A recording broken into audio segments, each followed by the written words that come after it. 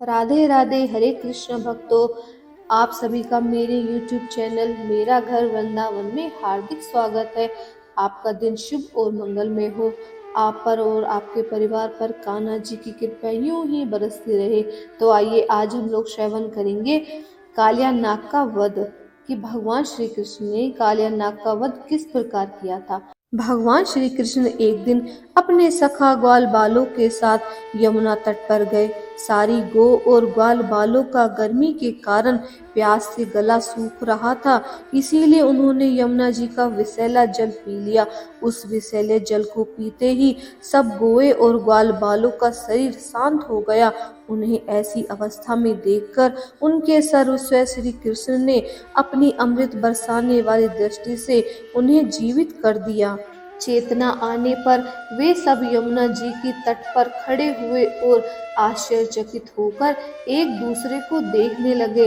अंत में उन्होंने यही निश्चय किया कि हम लोग विषैला जल पीकर मर चुके थे, परंतु हमारे श्री कृष्ण भगवान ने अपनी अनुग्रह दृष्टि से देखकर हमें फिर से जिंदा कर दिया है। भगवान श्री कृष्ण ने देखा कि महाविषधर कालिया नाग ने यमुना जी का जल विषैला कर दिया है। तब यमुना जी को शुद्ध करने के विचार से उन्होंने वहां से सर्प को निकालने का निश्चय किया।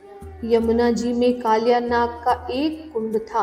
उसका जल विष की गर्मी से खौलता रहता था, यहाँ तक कि उसके ऊपर उड़ने वाले पक्षी भी झुलसकर उसमें गिर जाया करते थे।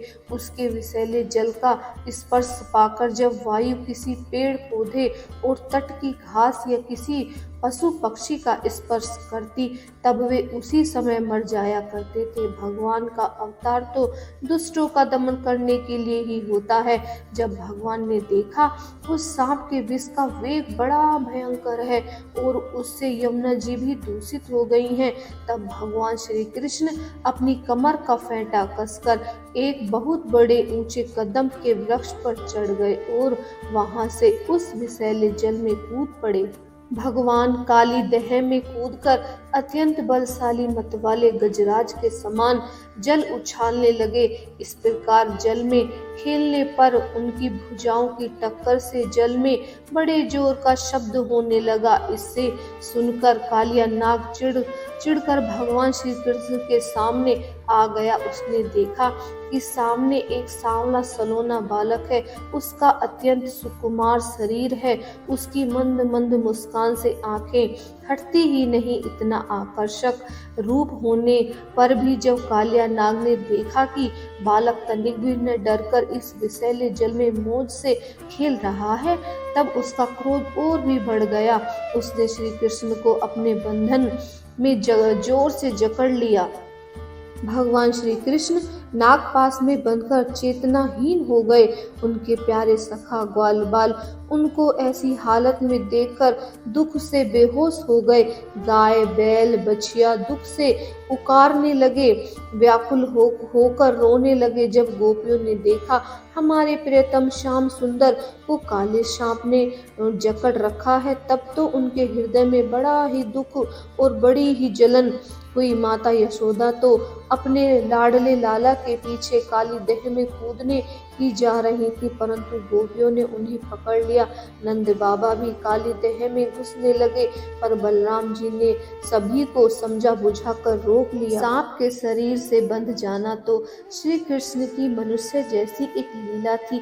जब उन्होंने देखा कि व्रज के सभी लोग अत्यंत दुखी हो रहे हैं, तो भगवान ने अपने शरीर को फुलाकर मोटा कर लिया और नागपाश के बंधन से मुक्त हो गए। अब तो वह क्रोध से आग बबूला हो गया और अपना फन ऊंचा करके फुंकारने लगा। उसके नथुनों से विष की फुहारें निकल रही थी और मुख से आग की लपटें। भगवान श्री कृष्ण ने उसके बड़े बड़े सिरों को दबा लिया, उछलकर उन पर सवार हो गए और कलापूर्ण नृत्य करने लगे। कालिया नाग के 100 सिर थे। वह अपने जिस सिर को नीचे झुकाता उसी को भगवान अपने पैरों की चोट से कुचल डालते इससे कालिया नाग की जीवन शक्ति छीन हो गई। वह मुंहों और नथुनों से खून उगलने लगा। भगवान के रस अद्भुत तांडव नृत्य की कालिया नाग का एक एक अंग चूर चूर हो गया और मुंह से खून की उल्टी होने लगी। नारायण की स्मृति हुई और मन ही मन भगवान की शरण में गया। अपने पति कालिया नाग की दुर्दशा देखकर उसकी पत्नियां भगवान की शरण में आईं। नाग पत्नियां बोली, प्रभु इस अपराधी को दंड देना सर्वथा उचित है। आप किसी को दंड देते हो वह आपके पापों का प्रायश्चित करने और आपका परम कल्याण करने के लिए ही है। सांप के शरीर से बंध जाना तो श्री कृष्ण की मनुष्य जैसी एक लीला थी। जब उन्होंने देखा कि व्रज के सभी लोग अत्यंत दुखी हो रहे हैं तो भगवान ने अपने शरीर को फुलाकर मोटा कर लिया और नागपाश के बंधन से मुक्त हो गए। अब तो वह क्रोध से आग बबूला हो गया और अपना फन ऊंचा करके फुंकारने लगा। उसके नथुनों से विष की फुहारें निकल रही थी और मुख से आग की लपटें। भगवान श्री कृष्ण ने उसके बड़े बड़े सिरों को दबा लिया, उछलकर उन पर सवार हो गए और कलापूर्ण नृत्य करने लगे। कालिया नाग के 100 सिर थे। वह अपने जिस सिर को नीचे झुकाता उसी को भगवान अपने पैरों की चोट से कुचल डालते इससे कालिया नाग की जीवन शक्ति छीन हो गई। वह मुंहों और नथुनों से खून उगलने लगा। भगवान के रस अद्भुत तांडव नृत्य की कालिया नाग का एक एक अंग चूर चूर हो गया और मुंह से खून की उल्टी होने लगी। नारायण की स्मृति हुई और मन ही मन भगवान की शरण में गया। अपने पति कालिया नाग की दुर्दशा देखकर उसकी पत्नियां भगवान की शरण में आई। नाग पत्नियां बोली, प्रभु इस अपराधी को दंड देना सर्वथा उचित है। आप किसी को दंड देते हो वह उसके पापों का प्रायश्चित करने और उसका परम कल्याण करने के लिए ही है। यह इसकी किसी साधना का फल है जो यह आपके चरण कमलों की धूल का स्पर्श पाने का अधिकारी हुआ। आपके चरणों की रज पाने के लिए तो लक्ष्मी जी को बहुत तपस्या करनी पड़ी। जिसको आपकी पवित्र चरण रज प्राप्त हो गई उसे संसार के वैभव संपत्ति तो क्या मोक्ष की भी प्राप्ति हो जाती है। ये कालिया नाग मूढ़ है, आपको पहचानता नहीं है, इसीलिए इसे क्षमा कर दीजिए। हमारे प्राण स्वरूप पति देव को हमें वापस लौटा दीजिए। तब नाग पत्नियों के इस प्रकार भगवान की स्तुति की। तब उन्होंने दया करके उसे छोड़ दिया।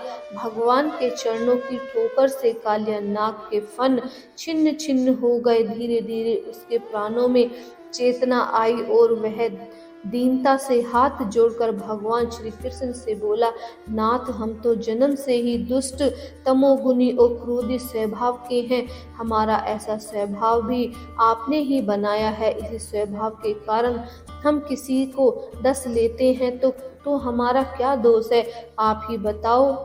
सब कुछ बनाने वाले, सब कुछ करने वाले तो आप ही हैं। आपने ही सांप के शरीर में विष भरा है। आप चाहते तो अमृत भी भर सकते थे।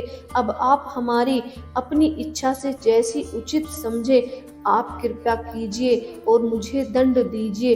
भगवान श्री कृष्ण ने कालिया नाग से कहा, सर्प अब तुम्हें यहाँ नहीं रहना चाहिए। अपने वंश परिवार के साथ यहाँ से चले जाओ। जो तुम्हारी हमारी लीला का संकीर्तन करेगा उसको तुम्हारा भय नहीं होगा।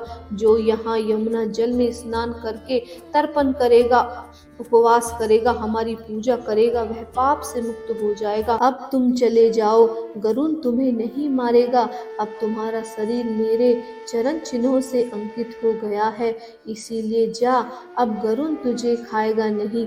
भगवान श्री कृष्ण की ऐसी आज्ञा पाकर कालिया नाग और उसकी पत्नियों ने दिव्य वस्त्र, पुष्पमाला, बहुमूल्य आभूषण, दिव्य गंध और अति उत्तम कमलों की माला से जगत के स्वामी भगवान श्री कृष्ण का पूजन किया। उनकी अनुमति लेकर रमणक द्वीप, जो समुद्र के सर्पों में रहने का एकमात्र स्थान है, की ओर चले गए। श्री कृष्ण की कृपा से यमुना जी का जल केवल विषहीन ही नहीं बल्कि उसी समय अमृत के समान मधुर हो गया। तो ये कथा यहीं समाप्त होती है। अगर आपको हमारी कथाएं अच्छी लग रही हैं तो प्लीज़ हमारे चैनल को लाइक कीजिए, सब्सक्राइब कीजिए और हमारी कथाओं को शेयर कीजिए। हरे कृष्णा, राधे राधे।